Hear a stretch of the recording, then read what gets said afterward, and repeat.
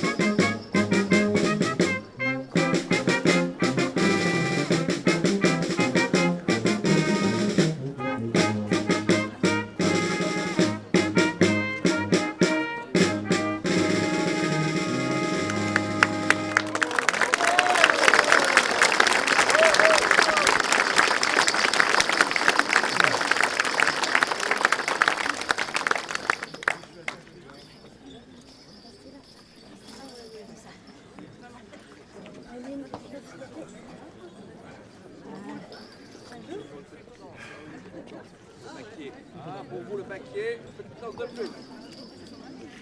Ah là, vous voyez là? Mais je suis là, hein? Non, c'est ça. Ah bah, je vais pas essayer.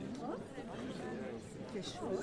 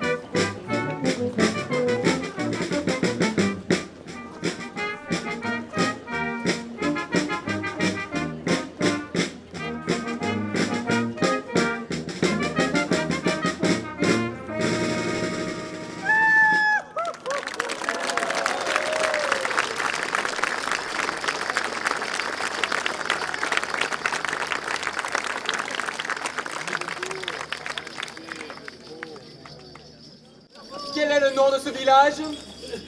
Votre seigneurie se trouve en le gentil bourg de Lepaquier et ses loyaux habitants, loyaux et soumis à votre seigneurie. Il y a bien longtemps, les pieux paroissiens du Paquier avaient décidé d'acquérir une nouvelle bannière pour leur procession. Il avait été décidé que sur cette bannière serait représentée la fuite en Égypte. Saint Joseph conduisant l'âne sur lequel était montée la Vierge et l'enfant.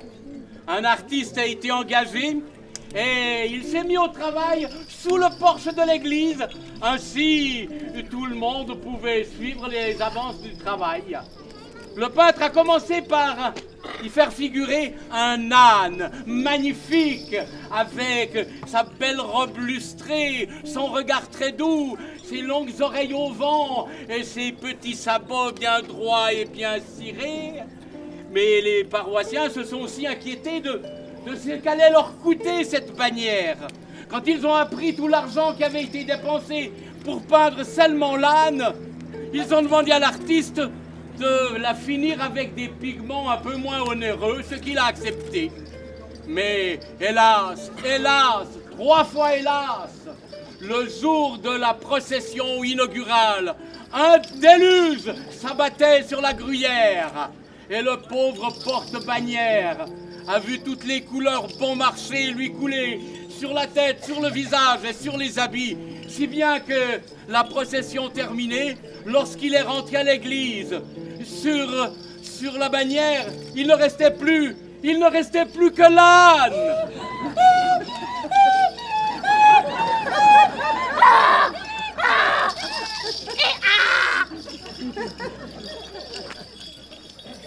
Le l'âne magnifique avec sa belle robe lustrée, son regard très doux, ses oreilles au vent. Mais c'est depuis ce jour-là que l'on a affublé les bonnes gens du Paquier du sobriquet du nom de ce sympathique animal. Si aujourd'hui, seigneurs et nobles aiment bien parader sur un cheval, je ne vise personne, mais suivez mon regard. Notre Seigneur Jésus-Christ, lorsqu'il a fait son entrée triomphale en Jérusalem, ça n'était pas sur un cheval qu'il l'a fait, mais sur un âne, ce qui est tout à l'honneur des bonnes gens du Paquier.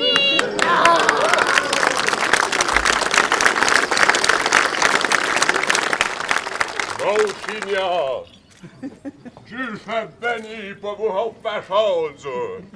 Nous avons faute à de vous racheter.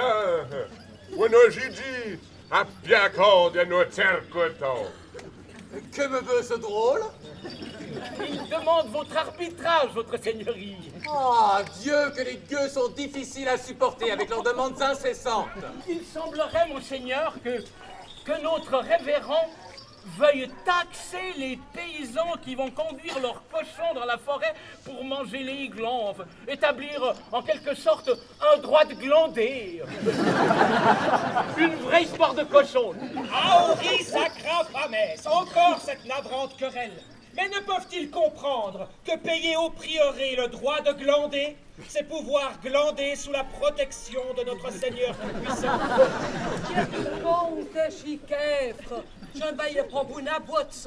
Que dit la gueuse? Elle n'a pas l'air ravie. N'allez pas croire que, en notre bonne gruyère, moines et curés soient plus durs qu'ailleurs. Rue d'enfer et doux à table. À l'exemple de notre prieur, il se soucie avant tout de faire bonne chère. Mais ce penchant va nous être d'un grand secours.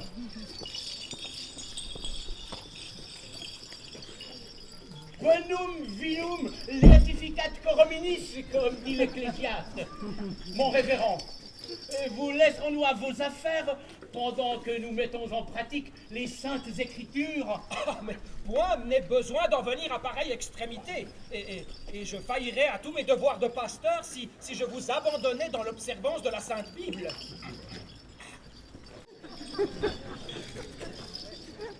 À qu'ils aillent glander, mais que leurs dîmes soient payées avec régularité. Quant aux redevances, nous les percevrons, mais amputées d'un tiers, afin d'avoir égard au sort de nos pauvres serfs. In concreto, nous veillerons à collecter in extenso les deniers de la maison de Dieu, sans toutefois dépouiller les pauvres gens. Beh, il t'avait demandé que nous n'avons pas faute à des demandants. Le faut faire et les tours.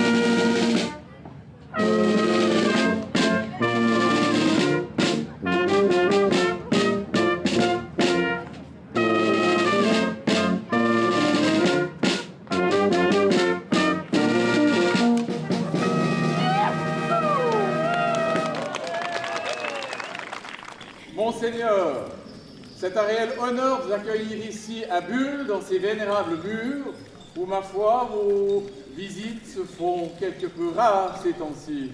J'ignorais, messire, que vous me teniez en aussi haute estime.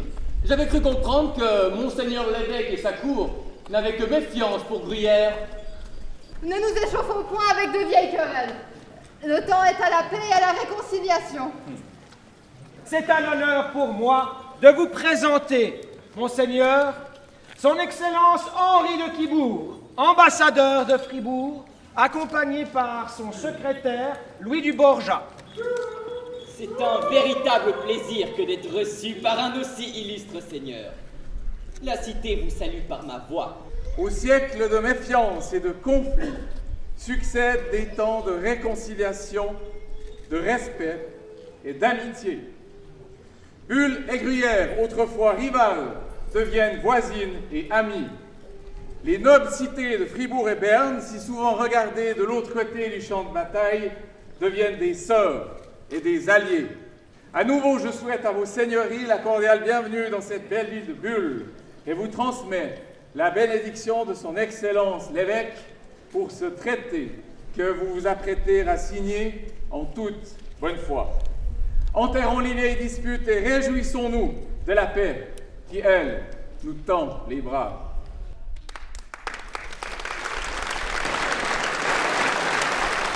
Monseigneur,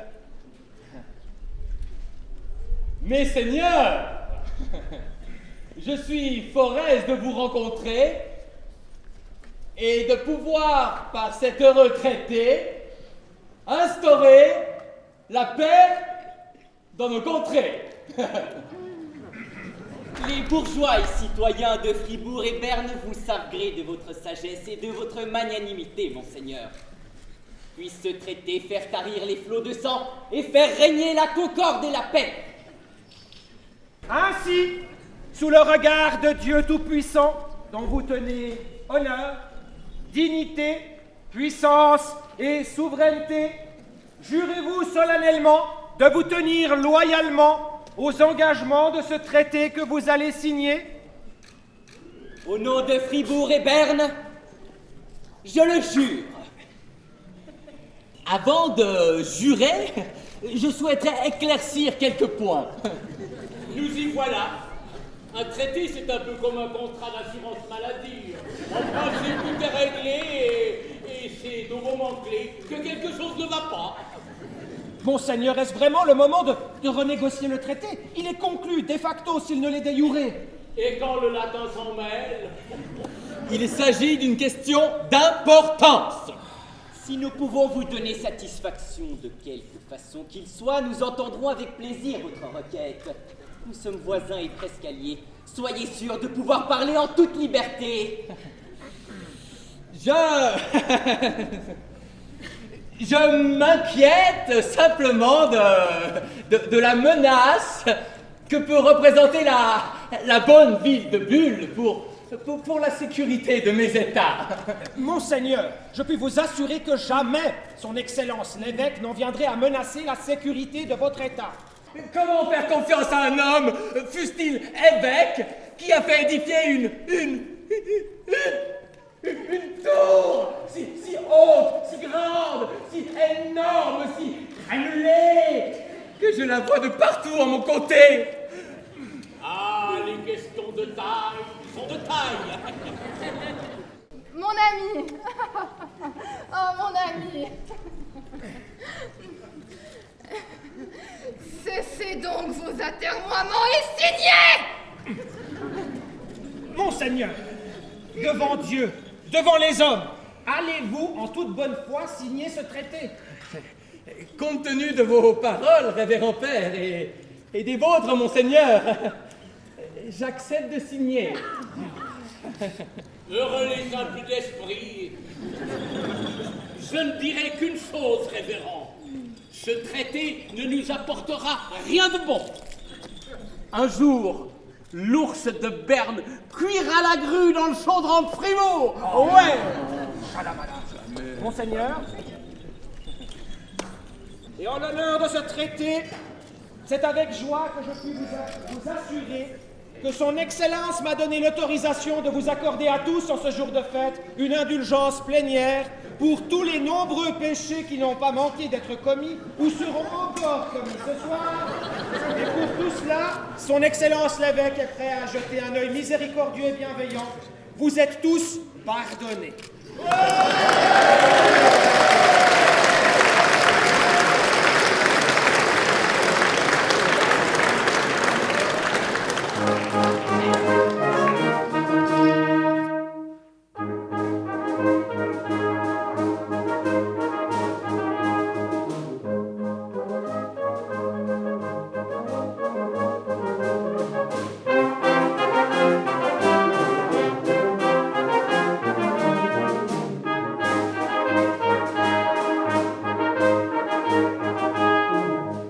Alors c'est une grande première, mais ça m'a fait énormément plaisir de revêtir finalement cet habit de bailli qui est un peu notre quotidien, mais dans une ambiance festive et puis avec tous ces gens magnifiques et fabuleux, des choraux, du comité d'organisation.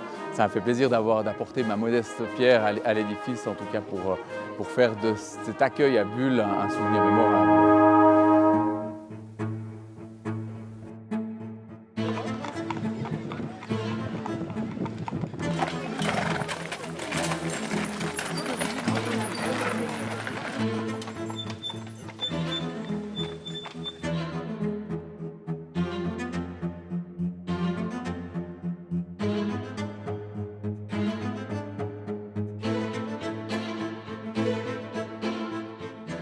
C'était un immense événement, c'est clair que ça rappelle un peu toute cette histoire finalement qu'on n'a pas vécue mais qui est dans nos gènes, et puis c'est une belle histoire et les chorales nous permettent de la vivre de manière très dynamique en chantant, en dansant, et c'est assez exceptionnel.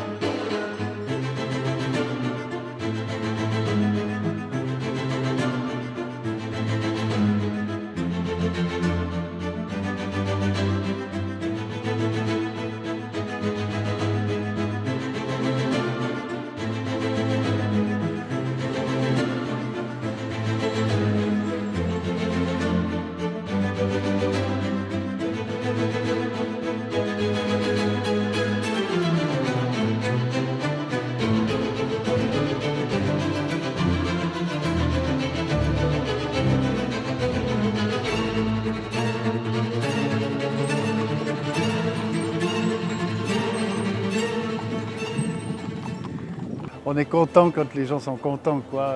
Quand on voit les sourires. C'est vraiment une journée merveilleuse. On a bien gagné avec le temps. C'est une chance extraordinaire. Il y a du chant, la musique, et on est vraiment satisfait de cette journée. J'espère qu'elle restera dans les mémoires, en tout cas pour les 25 prochaines années, parce qu'on a bien l'intention de fêter le 100e. On est à la 3e grande chorale. Et cette boucle-là était là pour le 75e des chorales. J'espère que tout le monde est satisfait. Il y a un peu d'émotion aussi.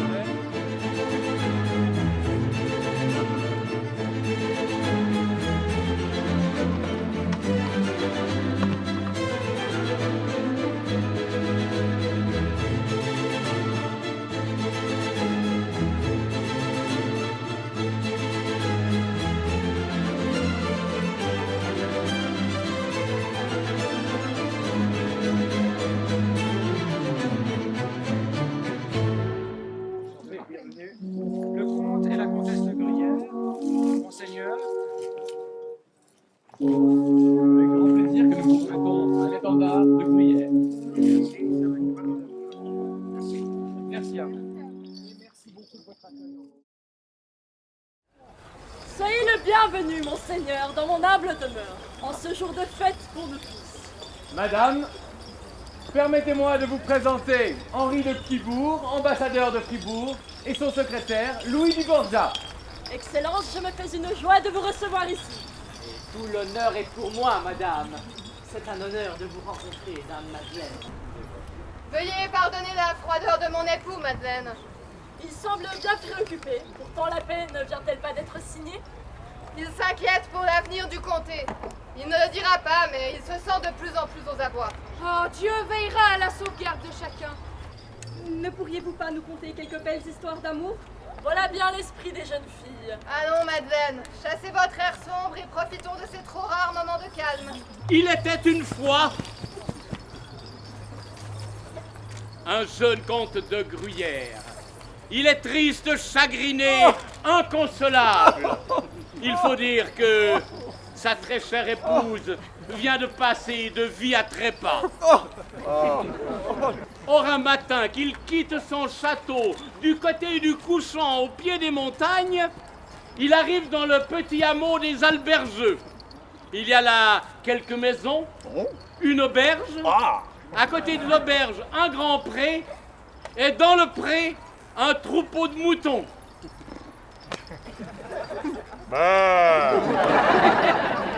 Et pour garder les moutons, une bergère. Le comte se renseigne pour savoir qui est cette fille. Il apprend que c'est la fille de l'aubergiste. Alors il va voir l'aubergiste et lui dit: Aubergiste, il faut que tu viennes avec ta fille au château de Gruyère lors des fêtes du printemps.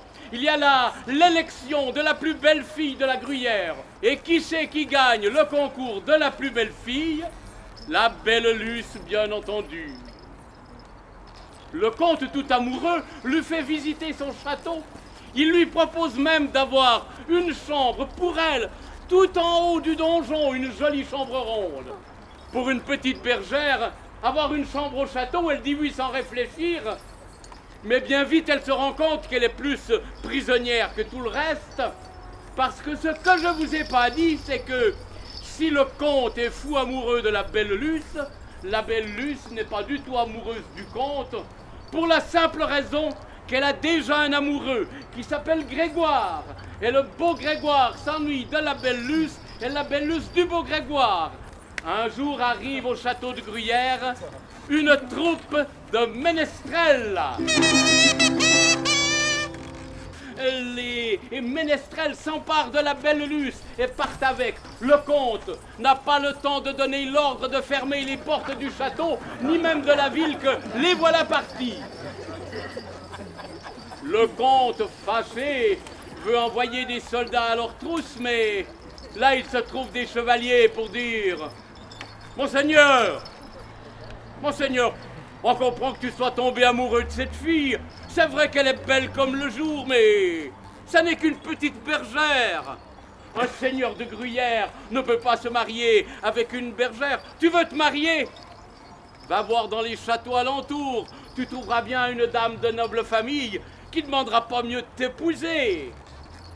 Quelque temps plus tard, il a rencontré une dame qui s'appelait Catherine de... je ne sais plus. Mais elle était de noble famille et ils se sont mariés. Quant à Grégoire et à la belle Luce, très souvent ces histoires se terminent par « ils se marièrent, ils vécurent très heureux et ils eurent quoi ?» Eh bien avec Grégoire et la belle Luce, on n'en sait rien du tout.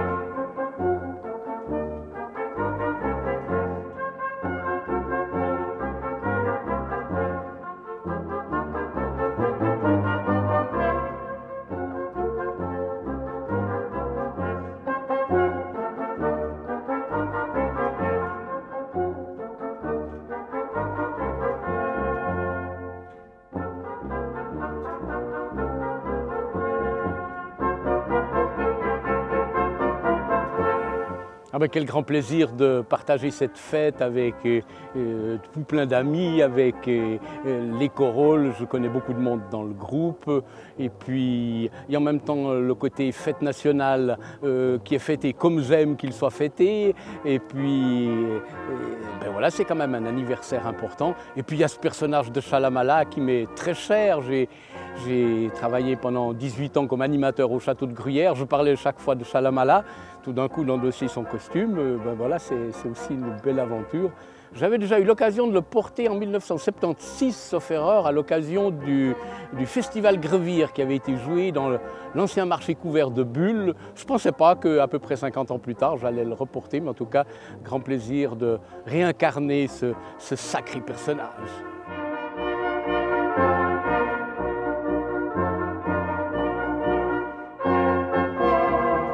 Alors mon ressenti de la journée, c'est que c'est juste merveilleux. On pensait franchement à rien du tout. Personnellement, je pensais à rien. À avoir 30 personnes qui nous suivent. Et en fin de compte, il y a quoi? Il y a 500 personnes, peut-être 1000 personnes, je ne sais pas. Il y a vraiment toute une spontanéité qui se fait dans un événement vraiment chouette. Nous, on a prévu les parties scéniques et puis en fait, c'est greffé tellement de choses là autour. C'est pour moi vraiment une belle aventure, vraiment incroyable. Avec des gens merveilleux, puis tous des bénévoles, donc c'est vrai que c'est chouette. Ils sont tous là juste pour le plaisir, donc il y a de quoi bien s'amuser, vraiment.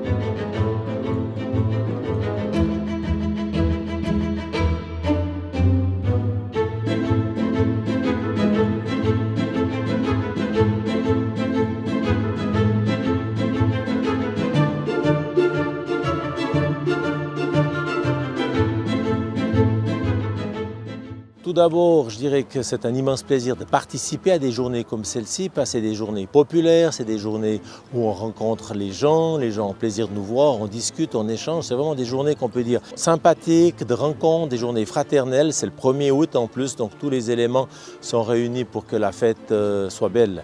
Du côté des personnes qui ont organisé, je crois qu'on peut leur tirer un grand coup de chapeau et leur dire un immense merci. Merci pour avoir organisé une fête populaire d'importance, une grande fête, une fête qui réunit la population. Aujourd'hui, la population en a besoin. Elle doit vivre, elle doit se rencontrer et c'était tout à fait les éléments qu'il fallait en ce jour de fête nationale de fêter les 75 ans des chorales.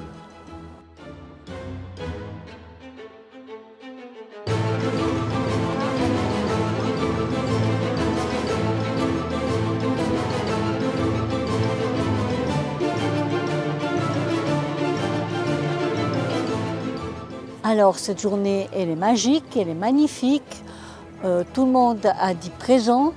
Alors voilà, on essaye de recruter des jeunes.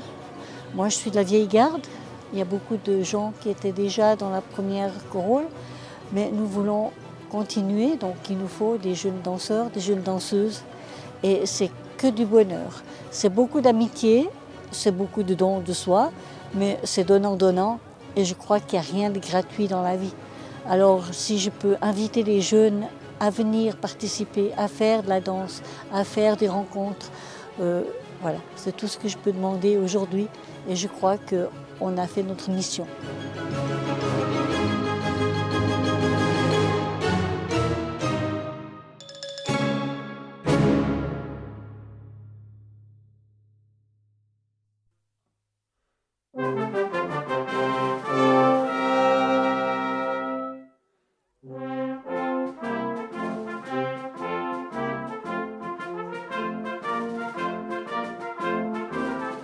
Une journée extraordinaire, pleine de souvenirs, puisqu'on était déjà là il y a 25 ans, et puis un peu moins aussi. C'est notre 3e grande chorale. Elle était au succès au départ. On a eu un grand succès dès les premiers pas ici à Gruyère. C'était formidable, c'était génial. Plein d'émotions en tout cas au départ. Même au paquet, enfin partout on s'est arrêté, beaucoup d'émotions. Beaucoup de chaleur aussi, assez pénible quand même. On n'avait pas toujours des pavés. Les pavés du château de Bulle mériteraient d'être refaits un petit peu, parce que c'est pas évident à danser là-bas. Mais c'est quand même plein d'émotions de danser dans ces endroits, plein d'histoires, l'histoire de notre Gruyère, en fait, de notre région. Et puis on est fiers de faire partie de ça, quoi. Voilà.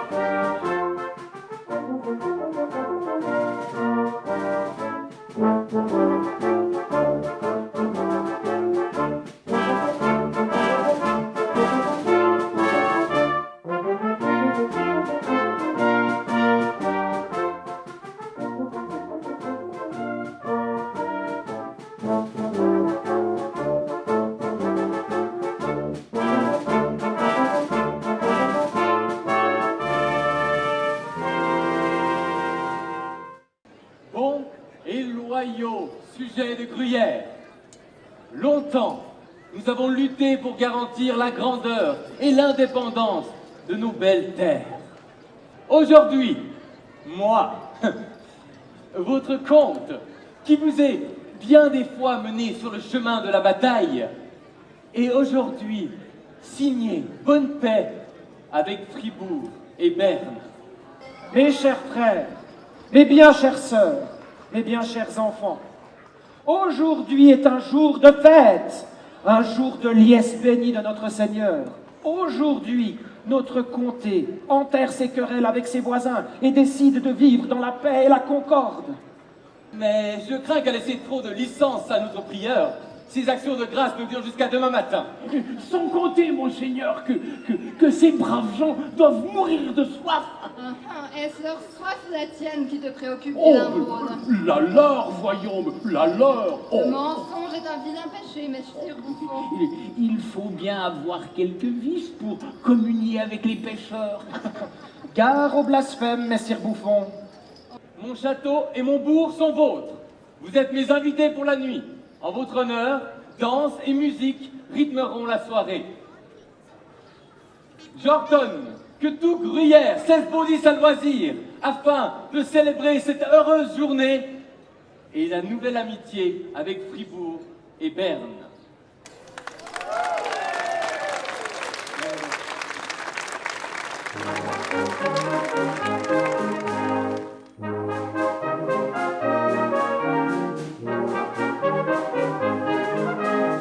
Bon, on n'est pas tout à fait au terme d'une journée extraordinaire, une journée magnifique. Mais voilà, le résultat est là. On est magnifiquement heureux. Moi, je sais pas comment le dire, tellement ça me prend au cœur. Ça me rappelle énormément de souvenirs des Corolles où j'ai vécu de grands voyages, de beaux moments. Donc c'est un bonheur aussi d'offrir ça aux Corolles pour leurs 75 ans. On a eu la chance, avec la météo, on a la chance d'avoir des gens très disponibles qui ont bien voulu participer, préparer, répéter. Et le hasard a fait qu'on a rencontré cette troupe théâtrale qui vient apporter vraiment un plus énorme avec ces 5 épisodes d'une pièce en création.